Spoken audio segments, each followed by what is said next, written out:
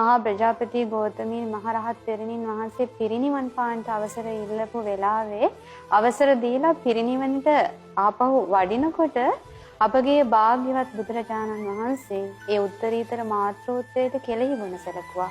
කොහොමද තුන් ලෝකෙටම අසහාය වූ තුන් ලෝකෙටම අග්‍ර වූ අපගේ බුදුරජාණන් වහන්සේ මව්වරුන් 100කගේ මව්වරුන් දහසකගේ පියවරුන් දහසකගේ ආදරේ කැටි වෙලා තියෙනවා බුදුරජාණන් වහන්සේ අපිට දක්වන ආදරයේ සෙනෙහස තුල.